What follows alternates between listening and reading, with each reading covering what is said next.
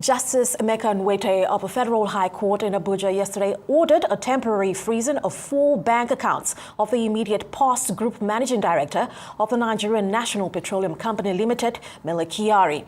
The freezing of the 4 accounts in Jay's Bank was a sequel to an ongoing fraud investigations by the Economic and Financial Crimes Commission. The order to freeze the said accounts was issued in a ruling on an application argued by the lawyer who represented the anti-graft agency. Now, our rights business analyst Chika Mbono joins me now to discuss some of these top stories further. Good morning to you, Mr. Chika. How are you today? Abby, good morning. How are you today? Very well, thank you for asking. Yeah. Let's begin with where we just left off, the court freezing bank accounts linked to former Nnpc GMD Mele Kyari. Abby, I'm going to stay away from this court case and I'd rather focus on the Nnpc as it is and the tragedy that we have been faced with in that institution, especially when it leads to the refineries. I mean, the case is the case. The SAFU has gotten have been investigating this. And in the last decade, for example, some reports said that we spent about $18 to $25 billion on turnaround maintenance of our refineries. Yeah. Yet, we don't have a single drop of petrol from them. You know, the last one for Port Harcourt refinery was about $1.5 billion. And then we were promised that, or it started with a lot of glamour, despite several promises, and the rest is going to start. Finally, we were told they started producing petrol, and again, it didn't. The next one was also Warri refinery. Almost more than $500 billion was spent on it, and then nothing happened. Then Port Harcourt Kaduna refinery, about $800 million. So that's the tragedy of Nigeria. You ask yourself, why are we spending this so much money, and then why are we not getting the results? Now, because the story that you read down through your rundown is tied into the tenure of the former Nnpc MD. We have spoken about his tenure here when he left the post. Indeed, we say we don't do politics in this program. And one of the times we commended the president was when he did the change of management in Nnpc, starting from the board of directors and to the management team, where he, for the first time in our country, he brought in professionals who had track records and who can stand on their own to look after the affairs of our national oil company, and that was basically that. So, how might the case affect the oil sector? You know, it's still in investigation phase. We don't know what's the outcome of it, but this has been there. It has simmered. There's been so much rumor, so much leaks. That story. I mean, billions of dollars found in people's accounts, and so on and so forth. So let's see how they investigate from beginning to the end now, right, and see the outcome. When we look at it sometimes, we just say the chaired were first. When you look at Nnpc, you say, compare Nnpc to the other national oil companies, and where do we, stand? Look at Aramco, for example, look at Petrobras, look at Petronas from Malaysia, and so on and so forth. How they're properly run. Look at even our local LNG here. How it churns out profits and dividends every year. So the issue, we know what to do in Nnpc, and let us do it right. The refining resource will know what to do. Let's just do it right. But politics, interference, and so many other things have prevent us from doing that, and we hope that this time around that will happen. Talking about your case again, Abby, the case again about Abby is I'm hoping that one day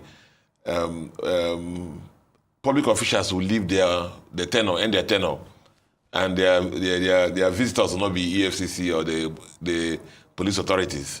Because it seems to happen here, whether it is, no matter, when somebody finishes his tenure in all the public sector's companies, what he sees, the next thing is they are there, going to investigate whether they committed fraud or not, which seems to be the life line of Nigerians. Right, absolutely. And of course, while a number of things still hang in the balance, the common denominator and overall consensus, like you highlighted, is that transparency and accountability is still a major issue and a sore point within that. Let's move then to look at AFDB President Akinwumi Adesina's call to end corruption and illicit capital flows. What should we talk about this? I mean, these stories are all just linked, AFDB has come out to say that the African country will lose $1.6 billion every day through corruption, profit leaking, capital flight, that. I mean, the report says about $90 billion is illicit financial flows, $275 billion siphoned away by multinational corporations by shifting profits, and $148 billion annually lost through corruption. If you want to open an account in the UK now or any of these Western countries, you must have to pass through the eye of a needle. If finally you open the account and then £1,000 or $1,000 went to enter your account, you're going to prove that it came from your great-grandfather and who was a miner and that. So it's always a paradox for me. These African people who carry all this corruption money, where do they hide the money? Not in their beds. They still hide them in the Western financial institutions. But so I guess it's the small people's money that they will not accept. But the big money, the banking system will also accept because they know where the money, know where the money is, And so it's a major thing for us. And the tragedy again is that, as Adesina said, that we don't need to borrow. We don't need to borrow. You look at the case of Nigeria, sometimes if you sit down and look at this one stolen this one leaked this one, that, look at oil production, for example. When they started this chase, we're doing below 1 million barrels a day. Not that we're not producing, because of the fact that everybody had their own pipe. Everybody in Nigeria had their own pipe plugged to the main pipe. And so 2 million barrels comes in, before it gets to the Nigerians' share, it's less than 1 million barrels, but everybody has taken their own. And that's why we have to go out there and borrow. Meanwhile, we have the natural resource. And that's how it's so for a lot of African countries. And so we don't need to borrow. And the debt overhang is getting so bad that very soon there'll be a debt crisis, because a lot of these African countries are going to borrow. Now, so a lot of them already have had problems because a lot of the resources they use the money to finance, they've been taken. But as I said always, borrowing debt is not a bad thing, but what you use the debt for and how it's being monitored and how it's being controlled. And we hope that our National Assembly and so on, other people, whenever they bring these memos or applications for approval for debt level, they don't just say approved. They should actually check what did you do with the debt that you borrowed before. This new one that you're borrowing now, where is it going? What project is it going? Let it be project specific, not for consumption. And that's what happened during the Buhari regime. We just splashing the debts everywhere, and then you can't point out the things that the money was used for. Right. And the story, Abby, is about the national African countries bringing down to Nigeria, the states and the local governments. And then I'm quickly linking it to the story that you mentioned about the governors launching a platform for that. Yeah. One of the things that the government Tinubu have been clapping themselves for is that the states have gotten more money in fact allocation than before. What have they done with the money? What have you done? The investor you want to bring from outside to come and invest in your state, have you cut the field? Have you planted something for them to invest? Have you started something? What's your contribution? So you want people from outside to come and invest. Meanwhile, all the fact allocation are coming to your states. What have you done with them? Yet people are owed salaries. Pensioners are not being paid. Yet we're celebrating the fact that states have gotten fact allocation almost more than 50% what I've been getting before.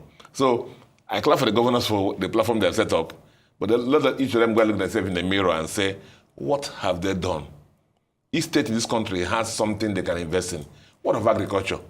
Can they start in that and then invite people from outside to come and invest?